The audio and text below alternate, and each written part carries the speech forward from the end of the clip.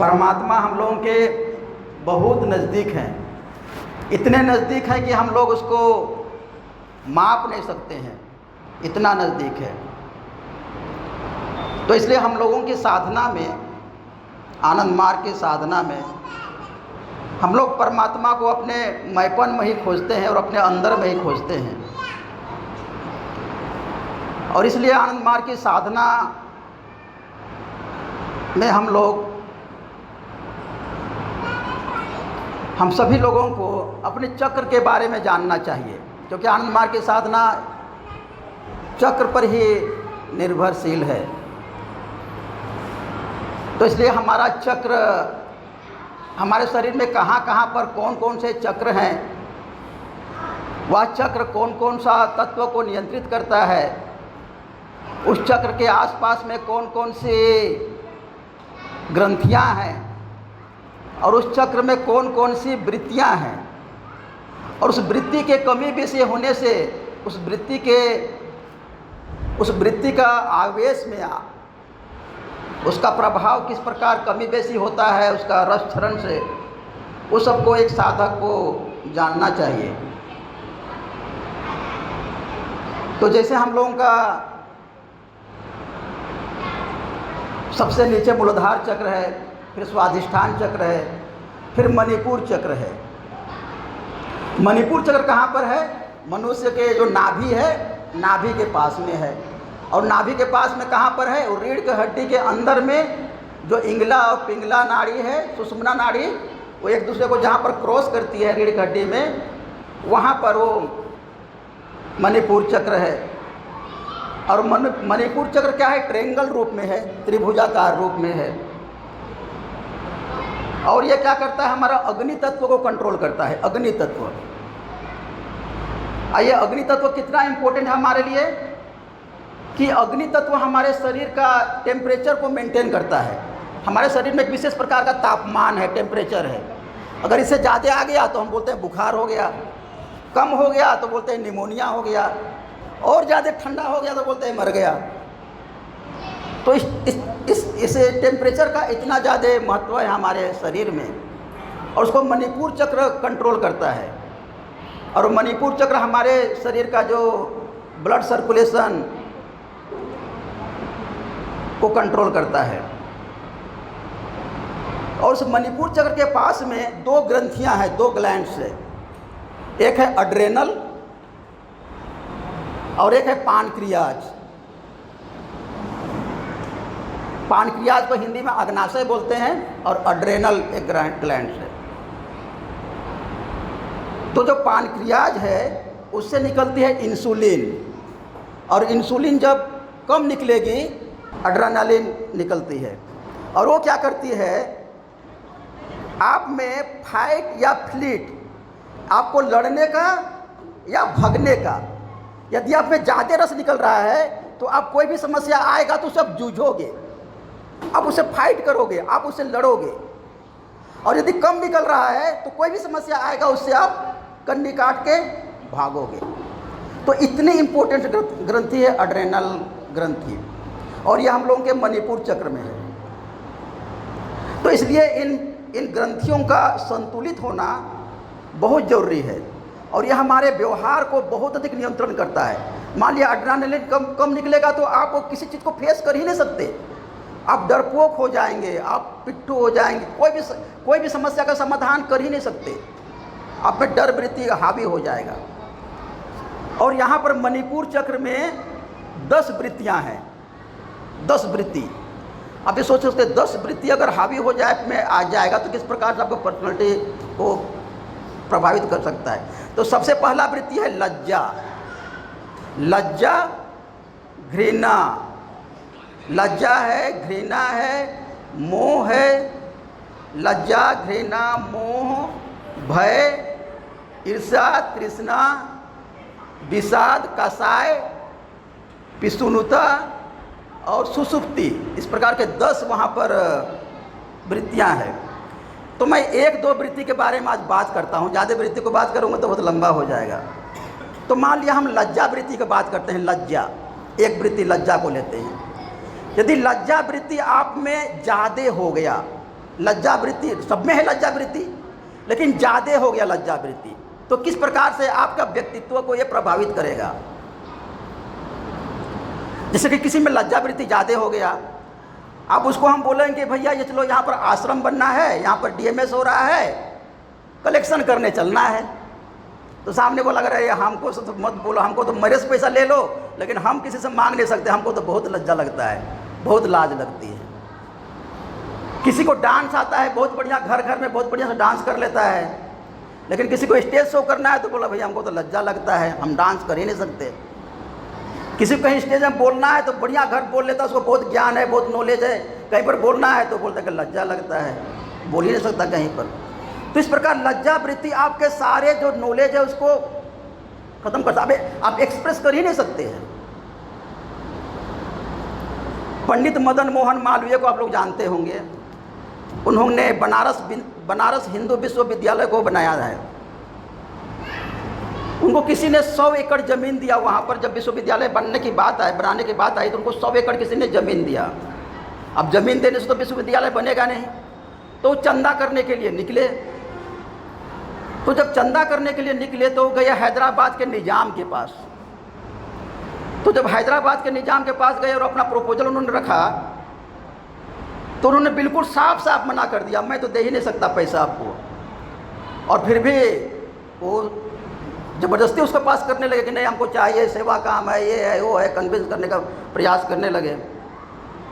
तो उस निज़ाम ने क्या किया, मेरे लिए आपके पास बस ये जूती है, मेरा जूती है ना, यही आपको देने के लिए है, बाकी कुछ नहीं है।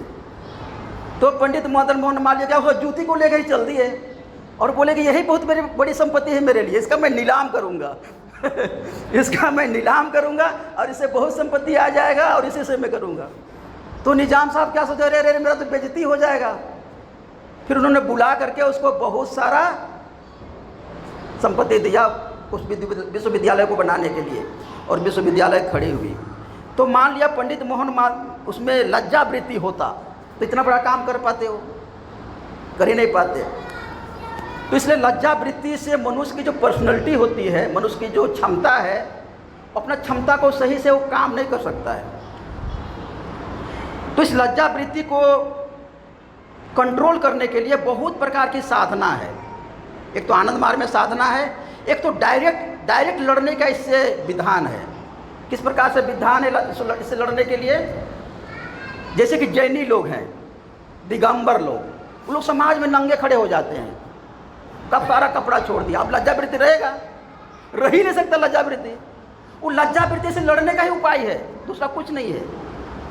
लज्जा वृत्ति से लड़ने का, क्योंकि एकक वृत्ति जो है वही तो बांध के रखा है हमको। बंधन का मतलब क्या है? वो हमारा वृत्तियाँ हमको बांध के रखा है, 50 वृत्ति, और इसी से मुक्त होना है। तो जब लज्जा वृत्ति ढीली होती है तो उसके साथ साथ में और भी वृत्ति बहुत सारी ढीली हो जाती है। तो ये हुआ। दूसरी जो आनंद मार्ग में साधना है वो है मार्गी लोगों के लिए नहीं है, लेकिन मधुर साधना, वो सन्यासी लोगों के लिए है, वो मधुर साधना है। और बाबा ने एक मधुर गोष्ठी बनाई, जब बाबा थे तो मधुर गोष्ठी बनाए थे, और उसमें इस लज्जा वृत्ति को डायरेक्ट हिट करने के लिए वो साधना है मधुर साधना। और सन्यासी लोग ये साधना कभी कभी करते हैं, मधुर साधना। और जो सन्यासी लोग जो ट्रेनिंग सेंटर में रहते हैं और उनका जो स्पीटी होता है वो डायरेक्ट एकदम लज्जा वृत्ति से लड़ने का व्यवस्था है।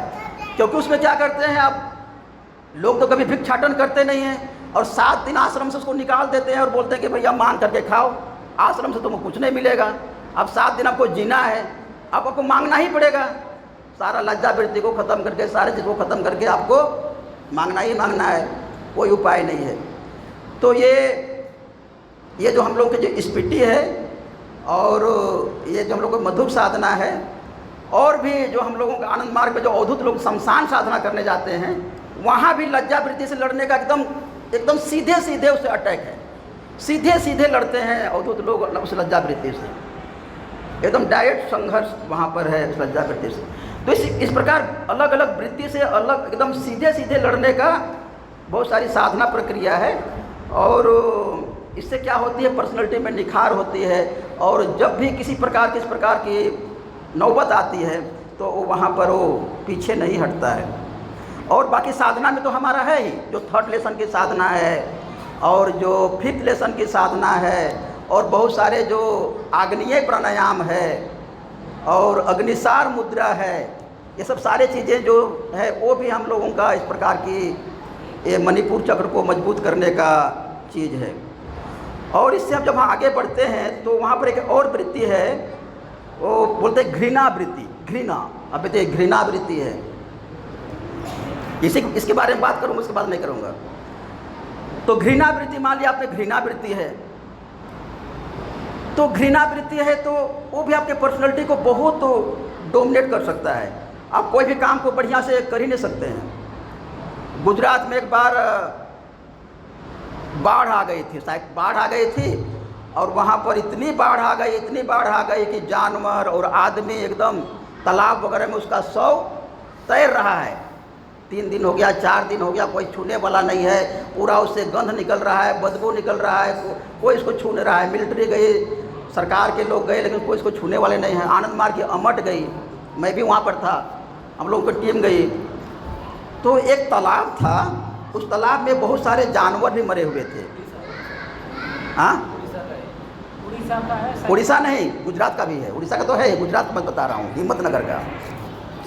और वहाँ पर एक आदमी का लाश भी तैर रहा है, और वहाँ पर हम लोग 4-5 अवधूत गए और 2-3 मार्गी भी थे। तो एक दादा क्या किए, तालाब में घुस गए, और तालाब में घुस गए और उसके वो जो लाश तैर रहा था उसका हाथ को पकड़े, तो हाथ को पकड़े तो वो हाथ अलग हो गया, हाथ अलग हो गया और उससे कीड़ा एकदम निकलने लगा। फिर भी दादा उसको खींच करके लाए। अब खींच करके लाए तो मार्गी जो वहीं पर थे उसका एकदम वहीं पर उल्टी हो गया, उसको सामने के सामने उल्टी हो गया। तो मान लिया घृणा वृत्ति रहेगा तो कैसे काम कर सकते हैं हम लोग बोलते हैं सेकेंड लेसन में सब कुछ परमात्मा है, सब कुछ ब्रह्म है। तो ये घृणा वृत्ति है।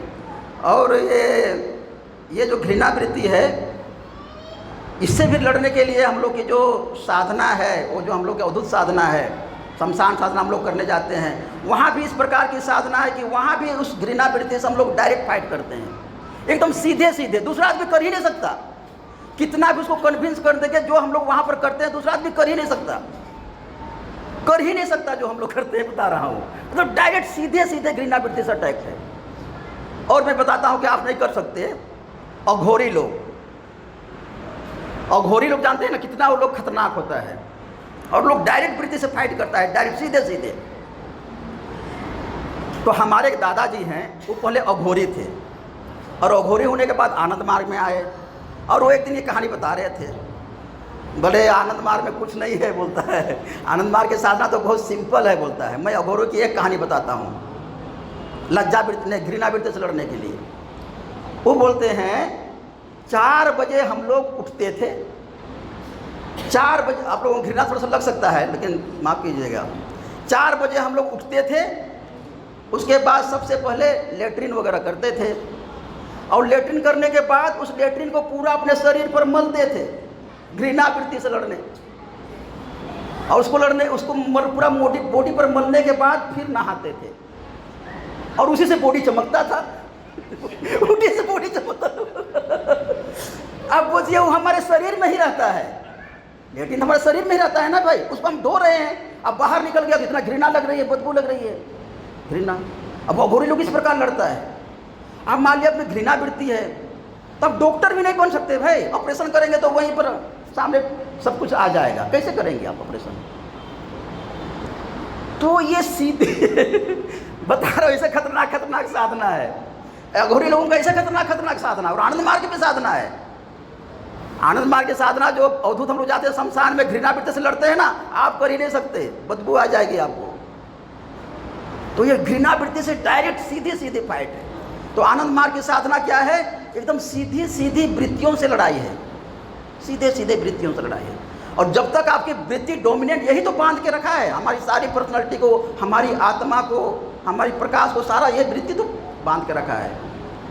तो इसलिए क्या है, हमारे जैसे चक्र मजबूत होंगे, चक्र के आसपास की ग्रंथियाँ मजबूत होगी, बैलेंस होगी, तो ये वृत्तियाँ भी क्या होगी, नियंत्रण में रहेगी। और एक वृत्ति भी यदि ज़्यादा डेवलप हो गई, तो एक वृत्ति ही आपकी सारी पर्सनैलिटी को, आपके सारे व्यक्तित्व को दबा कर रख देगी और आप कुछ नहीं कर सकते। लज्जा वृत्ति डेवलप हो गया, चाहे कितना भी आप में क्वालिटी है, कहीं एक्सप्रेस नहीं कर सकते। घृणा वृत्ति आप में डेवलप हो गया, कुछ काम नहीं कर सकते। आलस वृत्ति आप में डेवलप हो गया, कुछ काम नहीं कर सकते। इसलिए सारे वृत्तियों को नियंत्रण में रखना, उसको संतुलन वृत्तियाँ जरूरी है शरीर में, लेकिन उसको संतुलन में रहना चाहिए। किसी वृत्ति को कम नहीं, किसी वृत्ति को ज़्यादा नहीं। तो आनंद मार्ग की जो साधना है, ये सारे चक्रों की साधना है, ग्रंथियों की साधना है, वृत्तियों से लड़ने की साधना है। इसलिए आनंद मार्ग वीराचार की साधना है, वीराचारी वीरों की साधना है। ये कमज़ोर लोग नहीं कर सकते। हम लोग बोलते हैं ना यहाँ पर बच्चों को, सुबह उठो उठो पंचन्या करो, नहीं उठ सकता वो लोग, कमज़ोर है लोग, आलस दबा के रखा है। आलस से लोग लड़ नहीं सकते, क्योंकि वृत्ति से नहीं लड़ सकते ना, आलस इतना डोमिनेंट है, नहीं लड़ सकते। तो आनंद मार्ग की साधना, जब तक उसमें वीरता नहीं है, उसमें वीर भाव नहीं है, वीर भाव की ये साधना है, नहीं लड़ सकते। तो इसलिए जो आनंद मार्ग की साधना है, ये साहस का साधना है, ये वीरों का रास्ता है। और जब वीरों की रास्ता है, वीराचारी होने के बाद ही आदमी शिवत्व में स्टेब्लिश हो जाता है। वीराचार जब आदमी होते हैं, तो वीराचार होने के बाद जब वृत्तियों से लड़ता है, जूझता है, उसको कंट्रोल में करता है, नियंत्रण में करता है, तब वो शिवत्व के रास्ते पर स्टेब्लिश होता है, तब वो आत्मा के रास्ते पर स्टेब्लिश होता है, तब उसकी सारी वृत्तियाँ उसके कंट्रोल में होती हैं, तब उसकी सारी इंद्रियाँ उसके नियंत्रण में होती है, और तब हमको आनंद मिलता है, आत्मा का प्रकाश मिलता है। और तब हमको लगता है कि अरे अरे आत्मा तो मेरे पास में ही है, आत्मा मेरे एकदम सबसे नज़दीक है, वही मेरा सबसे अच्छा साथी है, वही मेरा सबसे अच्छा मित्र है। तब आपको लगता है, बाकी तो आपको वृत्तियाँ चारों तरफ से बंधी हुई है, वो वृत्तियों का ही झालमेल चल रहा है, और वो वृत्तियाँ ही आपके मन से बार बार टकरा रही है, और वो वृत्तियाँ आपके आत्मा के पास आपको आने ही नहीं दे रहा है, आत्मा के प्रकाश के पास, आत्मा के आनंद के पास आने ही नहीं दे रहा है। और जब तक ये वृत्तियाँ नियंत्रित नहीं होगा, आपको आत्मा का प्रकाश मिलेगा ही नहीं, आत्मा का जो शांति है, आत्मा का जो आनंद है, उसका स्पर्श भी नहीं मिलेगा। तो इसलिए जो आनंद मार्ग की साधना है, उस साधना में आलस का कोई स्थान नहीं है, उस साधना में कमजोरी का कोई स्थान नहीं है, और ये साधना वीरों की साधना है।